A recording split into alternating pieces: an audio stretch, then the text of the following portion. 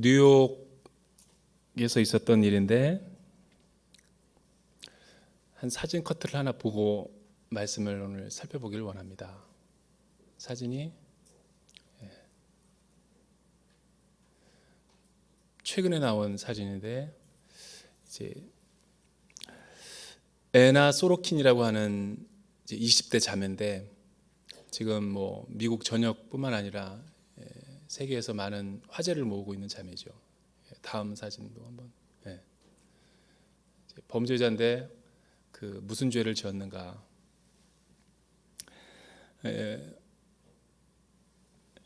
그녀는 20대밖에 안 됐는데도 그 미국의 뉴욕에서 상당한 그 사기 대출뿐만 아니라 또 수많은 사람들을 속이는 능수능란한 화술과 기술을 가지고 있어서 이 패션 업계를 세계의 메카라고 하는 뉴욕 그 패션 업계를 발칵 뒤집어 놓은 자매죠. 자신이 그 독일 엄청난 그 부호의 상속녀라고 속이면서 많은 사람들에게 접근해서 또 많은 사람들에게 엄청난 거액을 또 사용하고 또 남발하고 뉴욕에서 가장 비싼 호텔에서 수개월 동안 머물면서 돈 한 푼도 내지 않고 또 뉴욕에서 가장 세계에서 비싼 명품 옷을 입고 핸드백과 함께 또 렌트카를 타고 수많은 사람들을 이렇게 사귄 거죠. 그런데 더 놀라운 사실은 주변에 아무도 그녀의 신분에 대해서 의심하지 않았다는 거예요. 왜냐하면 그녀가 청소하는 아줌마에게도 보통 $100 이상의 팁을 주며 또 관계된 모든 패션계의 세계적인 유명한 사람들에게 명품백과 명품 옷을 선물로 주니까 아무도 그녀의 신분이 이 독일 부호의 상속녀라고 하기에 전혀 이상하지가 않았던 거죠. 그러나 알고 보니까 조이팔과 같은 희대 사기꾼에 불과했었고 계속 밀린 5성급 호텔의 방 사용료를 내라 그러니까 내 계좌에 아직 돈이 안 들어왔다. 나를 못 믿느냐. 그리고 또 금융회계 가서 250억 대출을 받으면서 자기는 이제 자선 사업을 하려고 하는데 아무도 그녀가 이 대출을 받을 때 그녀의 시그니처를 의심한 사람이 없죠. 더 중요한 것은 그녀의 아버지는 나중에 이제 경찰에서 조사를 해보니까 독일의 트럭 운전사였대요. 하루 벌어서 하루 먹기에도 근근한 재산은커녕 너무나 그 평범한 소시민적인 가정이었다라는 거죠. 그녀는 가난이 너무 싫어서 16세 때 학교를 중퇴하고 파리로 가서 인턴으로 패션업계 잡지에 아르바이트로 일하면서 이 뉴욕이라는 곳을 동경했으면서 뉴욕에 가서 정말 자기가 하고 싶은 대로 많은 사람들과 또 어울리고 싶고 그런 꿈을 가졌다 그래요. 그래서 그녀는 미국으로 건너가서 자신이 꿈꿨던 것처럼 실질적으로 그렇게 하다가 패가망신한 거죠. 자신의 신분은 가난한데 300만 원도 월급쟁이로서 돈 벌지 못하면서 사치와 허영으로 자신의 모든 신분을 세탁을 한 거죠. 왜 많은 사람들은 자신의 정직한 이 내면의 세계에 직면하지 못하고 자신을 속이거나 과장하거나 확대하면서 다른 사람에게 소개하기를 원할까? 사실은 어떻게 보면 현대인들에게도 우리에게도 소로킨이 있는 거죠. 애나 소로킨만 이런 것이 아니라 어떻게 보면 현대인들의 그 내면 세계 가운데는 이런 자화상이 보편적일지도 모르죠.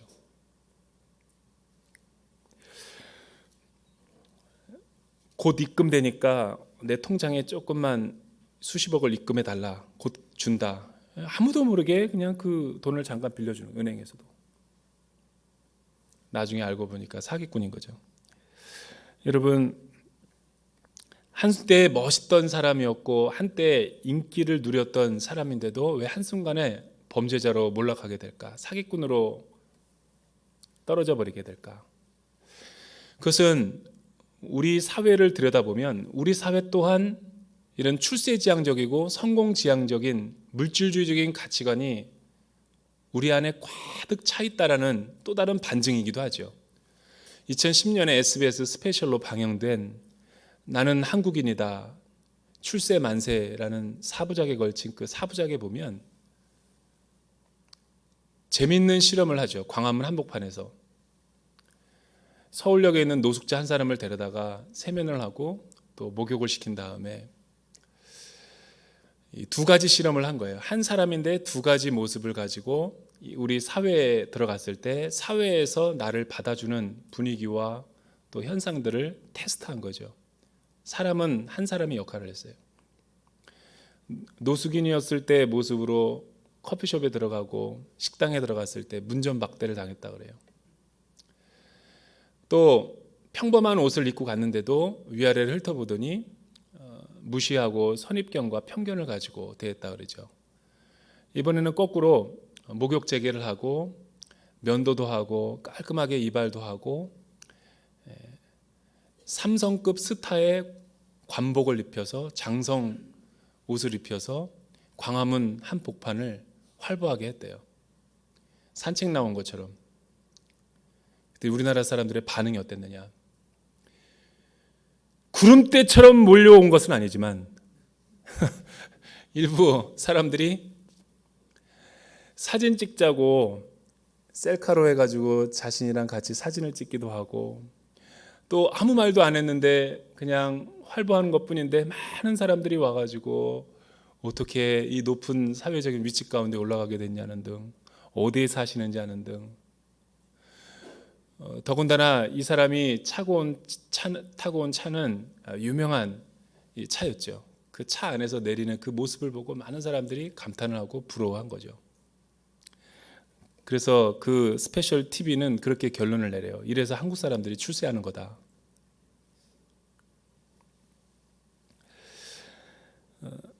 여러분, 우리 안에도 이런 거짓된 욕망과 진정한 우리의 모습이 서로 교차하고 있는지도 모르죠.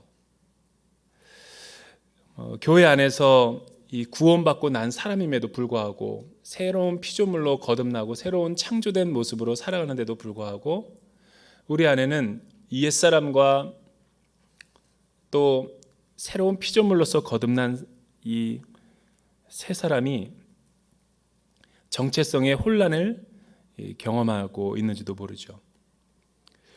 그래서 제가 지난주에도 얘기했지만 사람들이 명함을 줄 때 또 사람들이 자기는 이러한 삶을 살아왔다라고 이력서를 보낼 때 객관적이기도 하지만 지나친 주관적인 것이 많이 들어가 있는 것도 사실이죠. 그 이력서를 믿고 여러분들이 사람을 뽑았거나 경험해보지 않고 명함 한 장 준 거 가지고 그 사람을 신뢰하면 여러분 또한 예나 소로킨을 경험할 수도 있을 거예요. 제발이지 우리가 이력서에 썬 대로만 살아왔다면 또한 우리가 명함을 건네주는 것처럼 그 명함에 적힌 명예와 이름의 신분대로 걸맞게 살아갈 수만 있었다면 우리는 이런 존재가 아닐 수도 있죠. 물론 제가 지나치게 확대 해석을 하는 걸 수도 있지만 대부분의 우리나라 사회에서 대학교에서 배운 거를 외국계 대학에서 인정을 잘 안 해주려는 것이 그런 모습이기도 하죠. 오늘 말씀을 통해 우리가 성경에 나오는 니고데모의 정체성을 한번 살펴보기를 원합니다. 니고데모라고 하는 사람 또한 별반 다르지 않죠. 니고데모는 그는 세 가지의 신분을 갖고 있었어요. 오늘 말씀에 보니까 요한복음 3장에 보면 그는 바리새인이었다라고 성경이 그를 표현하기도 하고 외적인 신분이 그는 유대인의 관원이었다라고도 표현하고 3장 10절에 보니까 우리 주님은 이 니고데모를 향해서 이스라엘의 선생이었다라고도 표현을 하죠.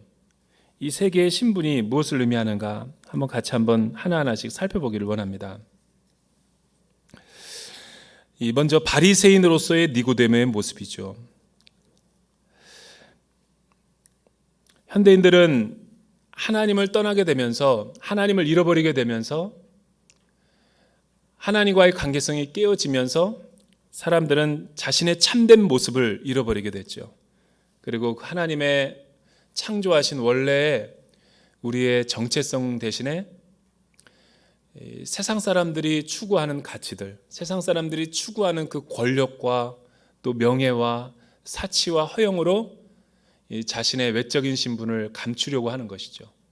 왜냐하면 발가벗은 모습으로는 하나님 앞에서 너무나 부끄럽고 수치스러운 죄책감이 많이 있기 때문에. 여러분, 시대를 변하거나 우리 시대가 아무리 고도로 문명화된 사회, 과학과 의학이 발달된 사회일수록 포장되고 과장된 사회일 수가 높다라는 거죠. 어떻게 보면 하나님으로부터 너무나 본질적인 데서 멀어졌기 때문에, 하나님을 잃어버렸기 때문에 우리는 자신의 본래 모습이 무엇인지를 잃어버렸는지도 모르죠. 그래서 하나님 앞에 나오기 전에 우리의 과거의 모습을 서로 간증을 나누다 보면, 큐큐를 해보면 대부분의 많은 사람들의 공통점이 뭐냐면 자신이 누구인지 몰랐다는 거예요. 자신이 누구인지 모르고 세상적으로 속아서 살아왔다는 것이죠. 그래서 조금 남들보다 조금 돈이 있다, 남들보다 조금 더 상대적으로 성공했다 싶으면 어깨가 우쭐하고, 또 남들보다 가진 게 없고 재산이 없고 물질이 없고 남들보다 스펙이 약하다 그러면 주눅이 들고, 또한 영적으로 비굴해지는 그런 우리의 내면의 모습을 보기도 하는 것이죠. 오늘 말씀은 우리에게 중요한 메시지가 있죠. 니고데모는 사람들로 하여금 바리새인이라고 불렸다라고 성경이 증언하고 있죠. 이 바리새라는 뜻은 무엇인가? 바리새는 사람들의 정복자, 또 하나님의 정복자라는 뜻을 갖고 있어요. 이 말은 사람들과 비교해 봤을 때 가장 출중하고 탁월한 사람이라는 뜻이기도 하고, 나는 바리새인이라는 사람의 신분은 세상 사람들과 일반 사람들과는 분리된 사람, 구별된 사람이라는 뜻도 내포하고 있는 것이죠. 그런데 과연 이 바리새인이라고 호칭하는 이 칭호가 지금 이 니고데모의 현재의 모습과 일치하는 걸까? 성경적으로 살펴보면 그것이 아니라는 것을 우리가 금방 알게 되죠. 여러분, 이 바리새인이라는 뜻은 원래 성경적인 용어죠. 이 바리새인이라는 것은 보존하는 자, 구별된 자, 지키는 자, 또 말씀에 너무나 탁월해서 세상 사람들과 구별된 그런 존귀한 자라는 뜻이죠. 이것은 원래 BC 175년경에 157년경에 이 당시 이방민족이었던 안티오쿠스 에피파네스라고 하는 굉장히 세속적인 이방 왕이 이 팔레스타인 지역을 정복하고 유대민족을 다스릴 때 예루살렘 성전을 굉장히 타락시키고 부패하고 또 세속적인 것과 함께 혼합주의적으로 물들여 놓았을 때, 이런 세속화 운동에 반대해서 일어난 거룩한 분리주의적인 움직임을 바리새 운동이다. 어떻게 보면 기원을 조금 더 오래 잡게 되면 바벨론 포로로 이스라엘이 70년 동안 포로 생활을 끝내고 돌아왔을 때, 그들이 고토로 돌아왔을 때 돌아온 모든 유대민족과 이스라엘 사람들은 유대민족이 아니었어요. 우리나라는 일제 36년 동안 지배를 받아도 아직까지도 그 문화와 컬처적인 영향력에서 벗어나지 못하고 있는데, 70년 동안 두 세대를 넘어서 거의 이 3세대까지 지배를 받은 유대인들은 어떻게 변해버렸을까? 그런 역사적으로 우리가 조금만 살펴봐도 알 수 있듯이 그들은 모국어를 잃어버렸어요. 그리고 그는 예배의 영성들을 잃어버렸죠. 에스겔과 다니엘서와 예레미야 시대 때의 배경을 보면 얼마나 이 바벨론 포로가 이스라엘 문화를 충격을 주었는가를 우리는 알 수 있죠. 한 세대만 지나도 언어를 잃어버리죠. 두 세대가 지났고 3세대까지 가려고 하는 차에 그들이 해방이 됐어요. 해방된 자녀들과 함께 고토로 들어오면 예루살렘은 무늬만 예루살렘이고 무늬만 이스라엘 사람이지, 그들의 내면은 완전히 이방인화되고 예배를 잃어버리고 언어를 잃어버리고 문화가 바뀌었기 때문에 교육적인 면에서 영적인 양육 면에서 큰 문제에 봉착하게 되는 것이죠. 여러분 멀리 생각할 거 없어요. 여러분의 자녀들을 미국에서 여러분이 박사학위 할 때 미국의 주재원으로 있을 때 자녀를 낳고 기르다가 한국에 돌아오면 문화 충격 그 정도도 있는데 70년을 완전히 세속화의 세례를 받고 왔다?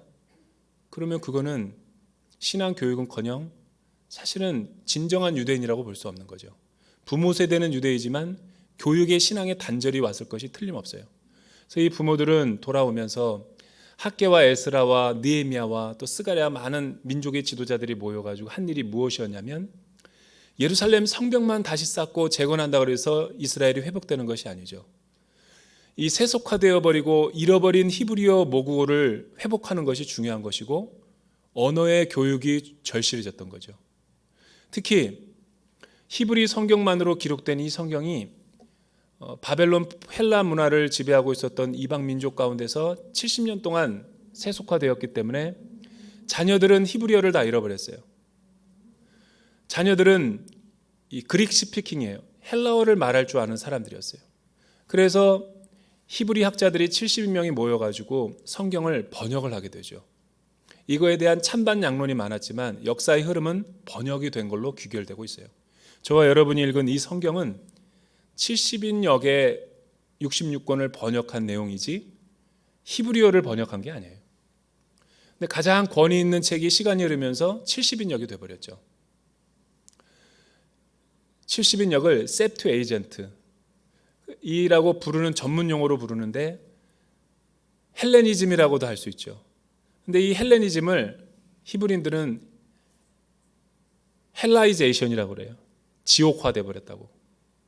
순수한 히브리인들의 영성을 잃어버리고 세속화로 번역이 된 첫 사례.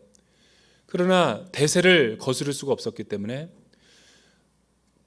부정적인 것이 있었다면 긍정적인 면도 있는 거죠. 여러분, 이 한국어만을 미국에 가서 자녀들에게 계속 잃어버리지 않게 교육하려다가 영어를 못 쫓아가면 얼마나 큰 낭패를 받게 돼요. 그래서 영어로 된 성경을 갖다가 주었더니 자녀들이 쉽게 접하는 것처럼 이 바벨론 포로에서 돌아온 많은 유대 자녀들도 마찬가지였죠. 그때 더 중요한 것은 이 말씀으로 자녀들을 더 양육하자라는 운동이 일어나는데 이것이 바리새의 운동의 시초라고 봐요.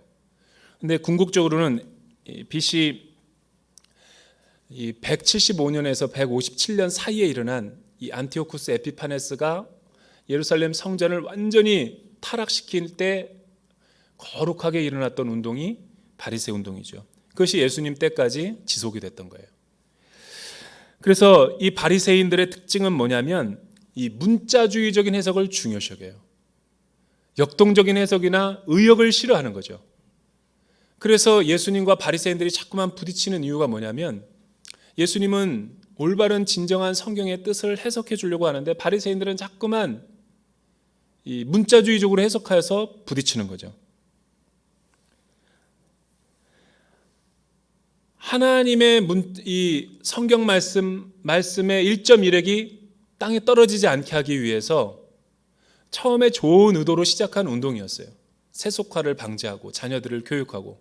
그러나 이것이 시간이 흐르면서 예수님 때는 어떻게 변질됐냐면 본질을 보호하려고 하다가 이 본질을 잘 지키기 위한 성경 말씀을 잘 지키기 위한 조항을 붙이고 또 붙이고 시간이 흐르면서 계속 붙이다 보니까 유전이 되고 전통이 되고 학파가 이루어지고 어떤 것이 올바른 해석인가를 막 갑론을 막 하다가 결국은 이 성경 말씀보다도 말씀을 해석한 책들이 더 많아.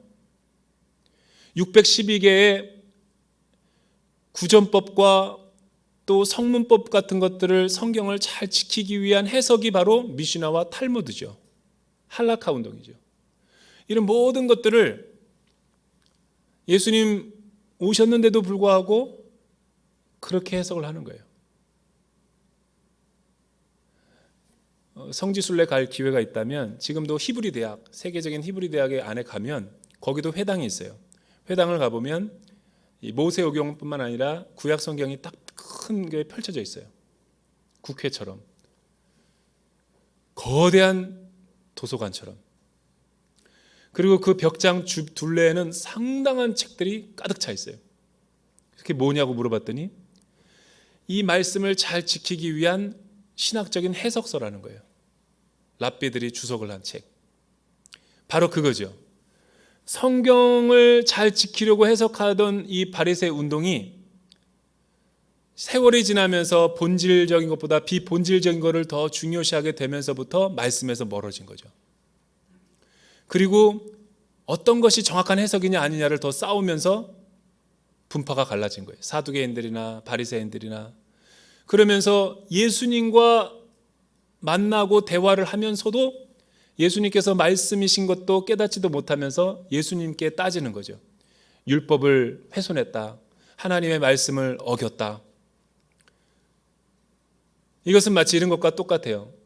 어떤 위대한 작곡을 하고 가사를 붙인 원곡자가 있는데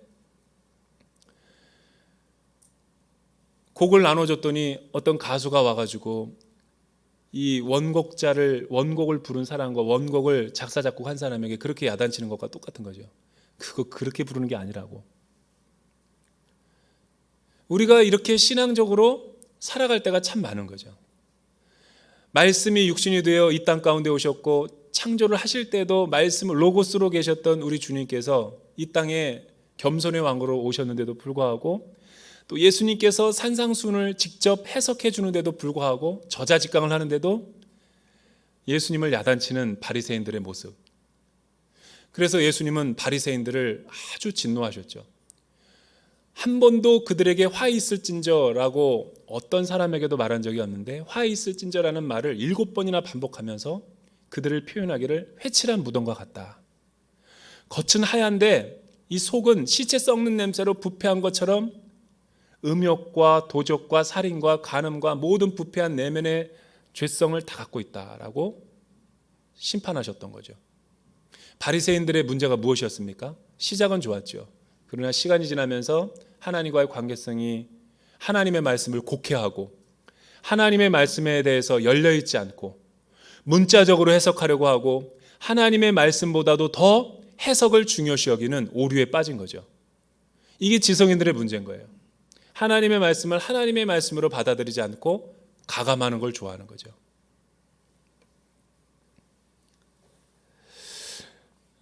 이들이 신앙생활을 못했는가? 그렇지 않아요. 여러분, 이들은 박하와 여러 가지 향을 하나님 앞에 11조로 드렸으며 11조도 일주일에 3번 냈으며 또 이들은 얼마나 경건생활에 앞장섰냐면 이들은 사람 앞에 드러나는 범죄를 저지르질 않았어요. 또 이들은 모세오경을 어렸을 때부터 다 외웠던 율법에 정통한 사람들이었죠. 여름 때 되면 짧은 치마와 나시를 입는 자매들을 피하기 위해서 눈 감고 가다가 벽에 전봇대에 부딪혀요. 그러면 그걸 탈무되는 바리새인의 혹이라고 했어요. 이 혹을 경건의 표주로 여겼던 사람이에요. 하나님 앞에 헌금을 할 때 그들은 목욕제기를 하고 헌금을 드렸죠. 여러분, 이들의 경건의 행위가 나쁜 게 아니죠. 근데 예수님은 왜 이 바리새인들의 운동과 바리새인들의 전통을 비판하셨을까? 최근에 우리가 읽고 있는 야고보서의 QT 말씀과 똑같은 거예요. 언행심사가 일치하지 않는 거죠. 머리로서 마음으로서는 믿는다고 하면서도 행함으로 나타나지 않는 거예요. 그리고 갈라디아서 2장에 바울이 안디옥에 이르렀을 때 외식하던 게바와 바나바를 유대주의자들을 책망하였던 것과 똑같은 거죠. 자기들도 하지 못하는 것을 남에게 무거운 멍에를 매게 하는 것. 율법주의가 그거죠. 자기도 지키지 못하면서 남들을 비판하고 신란하는 거예요. 그러니까 사람들 앞에서의 모습과 하나님 앞에서 홀로 있을 때 내면의 모습이 다른 거죠. 이중적인 거예요. 이런 사람들의 특징은 있어요. 남들의 죄는 현미경을 가지고 들여다봐요. 그러나 자기의 죄는 망원경으로 봐요. 자기가 짓는 죄는 다 용서가 돼. 남들이 순모임에서 짓는 여러 가지 조그마한 것도 신경이 곤두서가지고 막 공격적이고 비판하고 판단해요. 이게 바리새적인 모습이라는 거예요.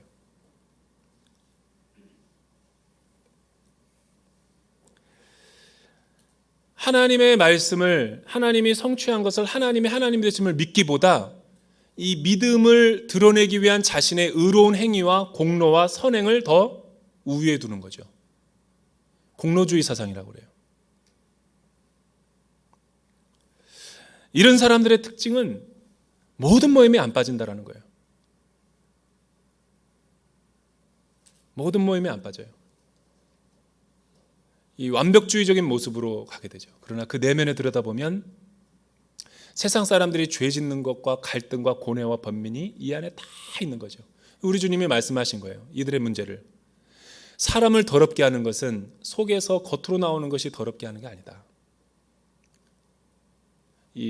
그 겉사람의 모습이 더럽게 하는 게 아니라 우리를 부패하고 더러운 본성으로 만드는 것은 우리의 내면 안에 있다라고 우리 주님이 말씀해 주신 거죠.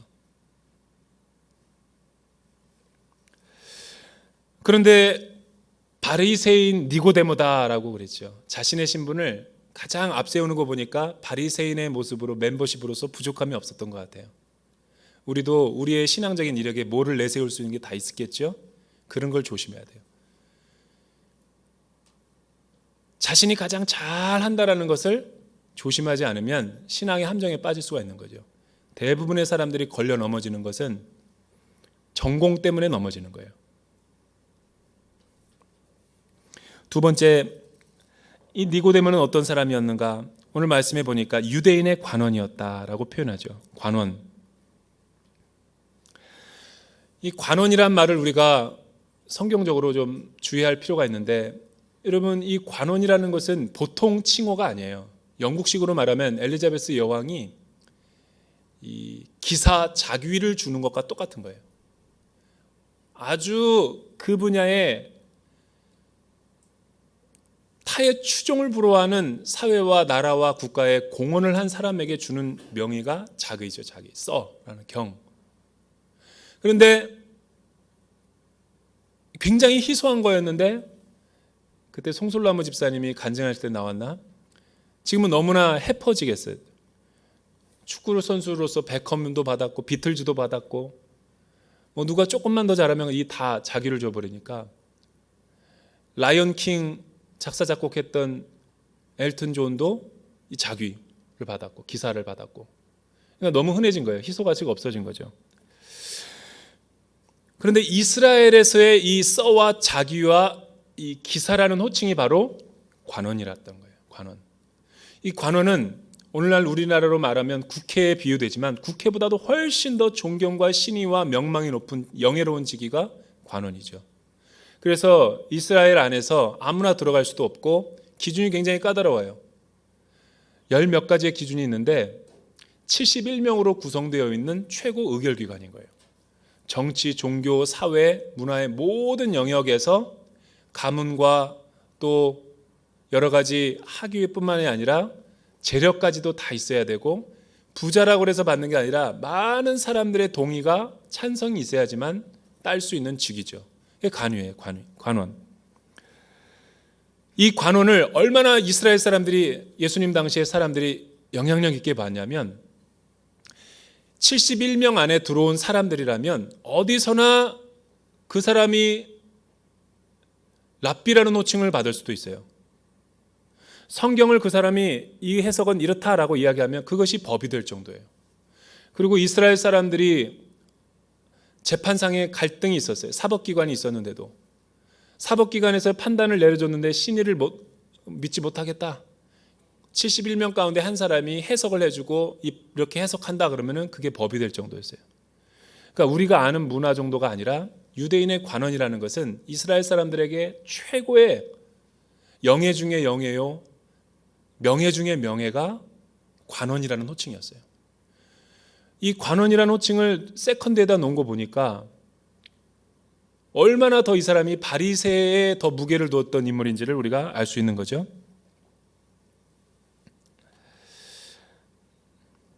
사회적인 신분을 의미하며 또 이 사람의 얼마나 훌륭한 가문에서 태어났는지를 보여주는 것이며 사회적인 귀족이었는가를 우리에게 보여주고 있고, 정치 사회적인 리더십이 얼마나 대단했는가를, 인플루언스를 보여주는 거예요.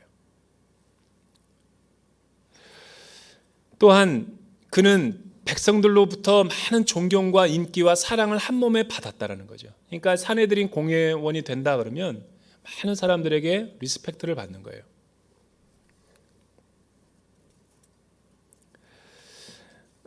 여러분, 우리나라의 과거의 어떤 대통령이 정말 센세이셔널하게 인기가 많았던 대통령이 유일하게 한 사람 있어요. 나는 그때 대통령 선거할 때 제가 봤기 때문에 알아요. 거의 다른 한 후보가 압도적으로 되는 분위기였어요. 근데 마지막 뭐 한 1, 2주를 냅두고 판세가 역전됐어요. 뭐 노란색을 입고 노란색을 이렇게 캠페인을 하더니 저금통을 만들더니 한순간에 새머리를 하더니 한순간에 젊은이들을 다 모은 다음에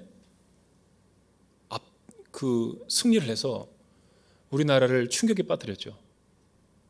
제가 그때 보았던 거는 우리 동네 아저씨들 가운데 우는 아저씨들도 있었어요.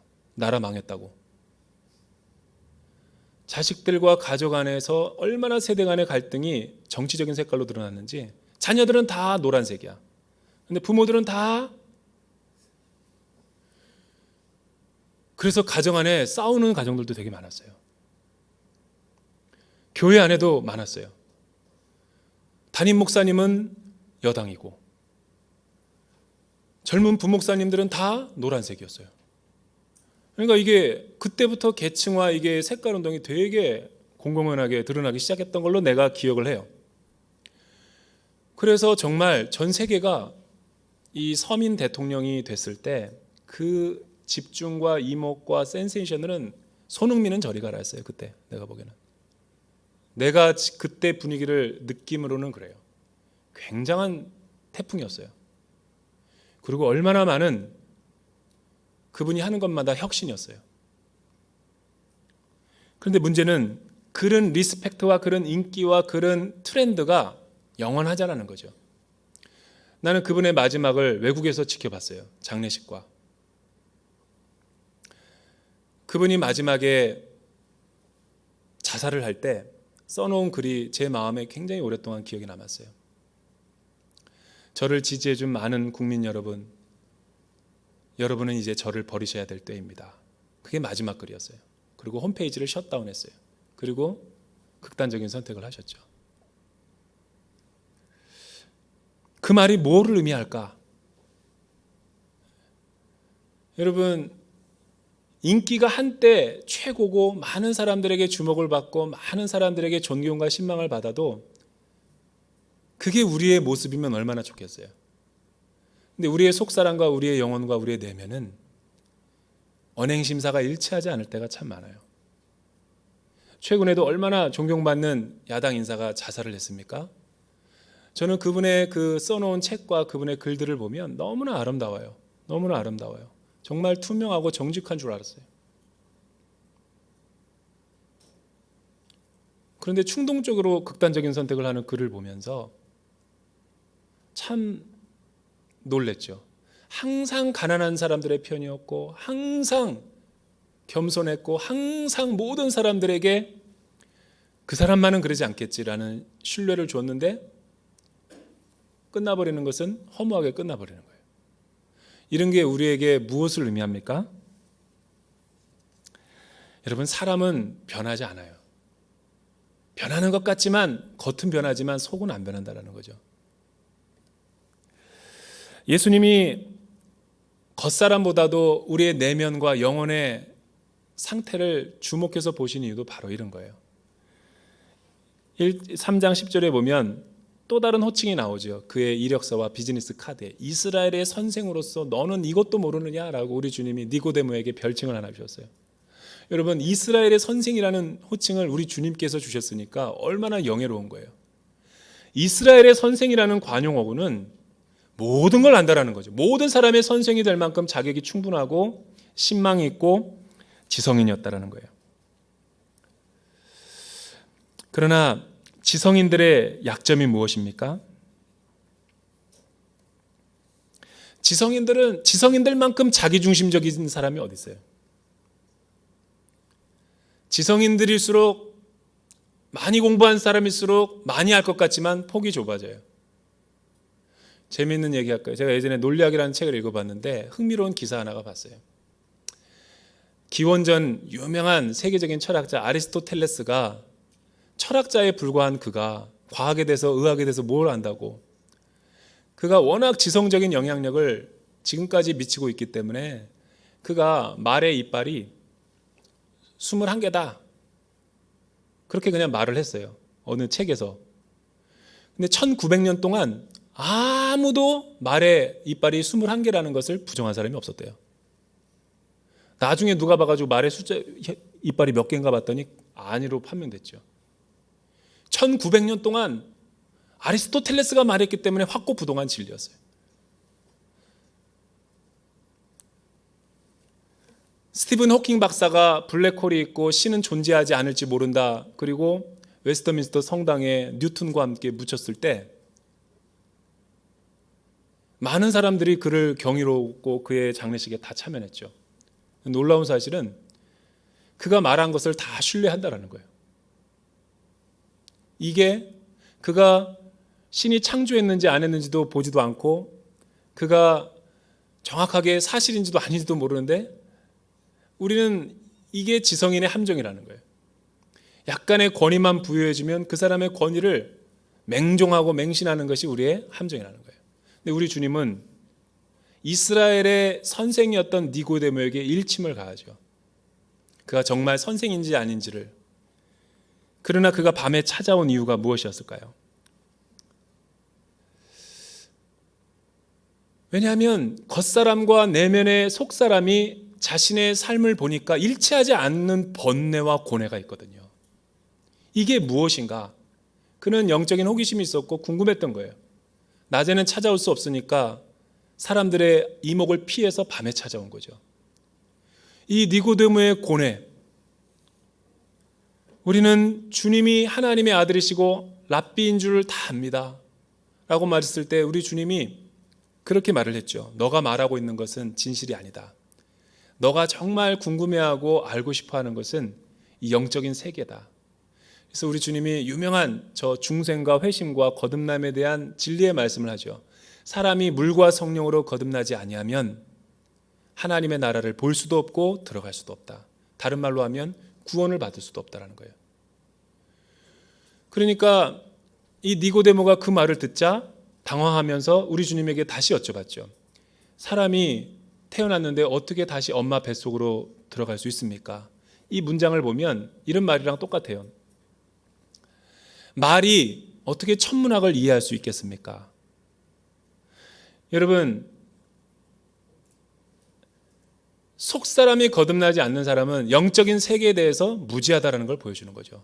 아무리 그 사람이 쌓아놓은 스펙과 커리어가 재물이 많다 할지라도 사람들은 겉사람을 보지만 우리 주님과 성령 하나님은 우리의 영혼의 좌소를 보기 때문에 하나님 앞에서 나의 모습을 얼마나 정직하게 들여다보느냐가 우리의 현존을 드러내는 거죠. 이 니고데모는 지금까지 자기의 행위와 자신의 겉사람, 자신의 어떤 외적인 모습에만 치중을 했지 한 번도 하나님 말씀 앞에서 자신의 내면을 정직하게 들여다본 적이 없는 거죠. 그러니까 물과 성령이라는 것은 물은 나의 목마름을 해결해 주는 것도 되기도 하지만 더러운 것을 씻어내는 정화의 기능이 있죠. 성령 하나님은 그 말씀을 조명해 주는 거예요. 그러니까 말씀과 성령으로 조명된 말씀이 계시가 너에게 임하지 아니하면 하나님의 세계, 하나님의 나라, 영적인 비밀에 대해서 알 수도 없고 들어갈 수도 없다. 믿어지지도 않는다라는 거죠. 여러분, 성령이 아니고서는 누구든지 그리스도를 주라고 고백할 수 없는 것과 똑같은 이치인 거예요. 이 니고데모는 많은 종교적인 치장을 했지만, 악세사리는 있었지만 그는 자신이 누구인가를 진정으로 깨달을 수 없었던 사람이었죠.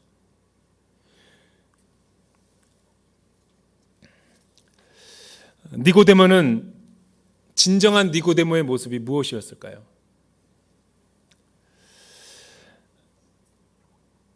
여러분, 헬라인이나 유대인이나 많이 배운 사람이나 못 배운 사람이나 말씀과 하나님 앞에서는 죄인에 불과한 거예요. 모든 사람이 죄를 범하였음에 하나님의 영광에 이르지 못하였다라는 것이 우리 사람의 정의인 거지 그 이상도 그 이하도 아닌 거예요. 장례식 때 가보면 정확하게 우리의 정확한 모습을 알 수 있죠. 여러분, 우리 현대인들의 문제는 무엇인가? 오늘 말씀이 저와 여러분들에게 수요 예배에 나온 우리 대전오늘교회 성도들에게 주는 메시지가 뭔가? 우리 순모임을 자꾸만 제가 터치하는 이유가 있어요. 순모임이 가면 쓰고 외식하며 나오면 전혀 여러분들에게 유익이 없어요. 가면 무도회지. 속에 있는 영혼의 상태를 쉐어하지 않고 정직하게 나누지 않고 말씀 앞에 자신이 부서지는 경험을 하지 않으면 순모임을 아무리 여러분들이 열심으로 나와도 그 말씀이 여러분의 삶을, 영혼을 변화시키지 못한다는 거예요. 중요한 메시지죠.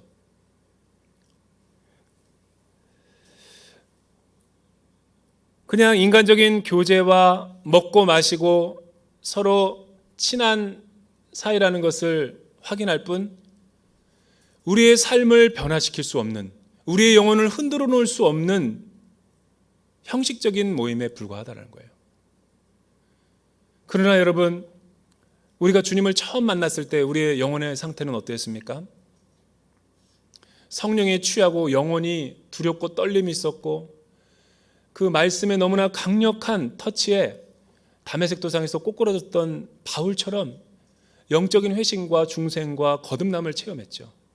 여러분, 우리 사람은 안 변합니다. 변하는 것 같지만 안 변해요. 자기의 고집과 아집과 편견과 선입견에 쌓여서 문화적인 것에서 사회학적인 많은 그 환경들 때문에 변하는 것 같지만 안 변해요. 듣는 것 같지만 안 변한다고요. 근데 우리 영혼이 언제 소스라치게 놀라고 하나님 앞에 꼬꾸라지고 변화되는가? 딱 한 케이스가 있어요. 아무도 보는 이 없을 때 하나님 앞에서 당신은 누구인가? 라는 말에 정직하게 반응하는 사람이에요. 큐티하다가 기도하다가 골방에서 기도하다가 성령님의 사로잡힘에 완전히 내 영혼이 붙잡혀서 다른 사람들이 나를 어떻게 보는가 신경 쓰지 않고 그 말씀에 집중하는 가운데 내 영혼이 벌겨벗겨진 느낌이 들 때 우리의 영혼은 반응하는 거예요. 그러나 이 세상 사람들과 영적인 어두운 사람들일수록 우리의 속사람과 영혼보다도 진정한 우리의 정체성보다도 사람들이 나를 어떻게 보는가 외면적인 부분과 겉사람과 그 광화문에서 노숙자를 갖다가 장성 옷을 입혀놨더니 많은 사람들이 사진 찍자 그러고 커피숍에 들어갔더니 5성급 서비스로 대접해주고 노숙자가 들어갔더니 나가라 그러고 푸대접 받고 아무도 주목하지 않는 그 우리의 어떤 카테고리 안에 있는 이 사회의 허구, 그거를 완전히 무너뜨리지 않으면 여러분, 교회는 미안하지만 세상에 희망이 될 수가 없어요. 어느 날 서울에서 사역을 하는데 성도님이 저에게 선물을 줬어요. 내가 그 선물을 아직도 잊지 않아요. 고속버스 터미널에서 외국 과자라고 그래가지고 저에게 사서 포장을 해서 아주 정성스럽게 줬어요. 근데 그 케이스를 열고 포장지를 여는 순간, 과자를 먹으려는 순간 너무 충격을 받았어요. 아직도 그 충격을 잊지 못해요. 사용 설명서와 함께 망치 2개와 딱딱한 과자 3개가 들어있는 거예요.